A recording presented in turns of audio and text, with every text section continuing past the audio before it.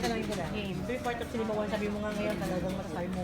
Yes, I remember kinuwento ko sa'yo, di ba, that they were getting me as a host um for the awards night. But then I felt na hindi pa ako worthy kasi wala pa akong entry. But then, ngayon, nagkatotoo na, isa na akong Cinema One Originals baby with this film.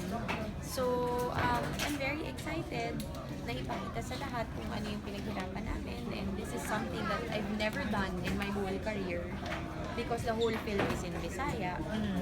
And well, nandyan yung director ko and our team na from Cebu. So yun, at least bago. Gusto niyo ng bago? Ito, bago ang papakita. Horror to, Mars, ano? Horror, yes. Pero, But, lumaki ako nang gumagawa ng horror film. Pero I have to say that this is the most unique horror film that I've ever done. Hindi siya ginawa para magpatili ng tao sa sinehan. Hindi siya ginawa para manakot ng tao na parang nagkakabulan, gano'n. Hindi gano'n ang tema ng pelikula. Mas psychological siya, mas nasa story siya, nakaangkla kung ba't siya nakakatakot. And nilagyan nila ng backstory, bakit gano'n si Lynn. Dahil isa siyang nanay na nagsisik ng justice. So, ayun lang, pwede ko sabihin. Baka ma-spoil din natin. Oo naman. Ang hirap ng promo, no? Ulit-ulit. Ulit-ulit. Mare, kasi we will also do a serye na malapit na. Yes. Gano'n ka excited balik na tayo sa serye na yun? Hinga lang ako ng konti for my birthday and then I think we start November 7. Sure, okay. We start November 7. So, ayun, magtatrabaho na kami, magtitaping na kami. Sino ko naman ito, Mare? Ayun kay... JC De Vera, Denise Laurel, and Carlo. Galing, ano? Dikit na.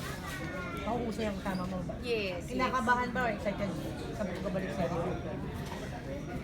Actually excited. Wala naman dapat kakaba. I'm actually very excited dahil panibagong unit ang nakatrabaho ko, which is Miss Jenny Sue. Okay. And then, iba rin, may gusto rin silang ibang ipakita. And then, I got to spend time with the cast. And so far, magagaan sila katrabaho. So, hindi ako kinakabahan. I'm actually looking forward to it. Mars, si Piolo, nag-post sa Instagram niya. Wow, talaga ba? For next year, may ibang looks na. Yes, but of course, Ganun din naman po yung background ko. May Iceland is on trend. talaga tayo. Yes, and I like it. It's very flattering. The color also is very flattering. The cut, I made sure that yun, masyadong maraming magagandang nangyayari sa aking buhay. Kaya tinatanggap ko lang. Pero di ba sabi na dapat balance naman? Balanse naman. Bakit wala ba sa... Correct. Kumusta ang love life? Wala ba sa balanse ang ano mo? Parang wala kami nababalitaan aside from Papa P. Wow. Naka-dirty dancing mula Saturday. Kayo naman. Talaga ba? Andun ka, te? Oo. Kasi kumalat ang video. Parang proud na proud si Papa P. You know, you all saw the coverage of the ball and you know, everyone had fun. And I think yun naman talagang reason why we had the ball. So that we can all have fun and then sa sobrang busy namin lahat, it's so nice to see our bosses, yung mga co-artists namin, our staff, or everyone. It's really nice to see everyone. So, once a year lang siya nangyayari. So, yun. So, why not have fun, diba? As long as it's clean fun, it should be okay. Wala bang nanumbari? Saan? Sa inyo ni Papa P. Ay, ayaw mo talaga ako tantanan, ha?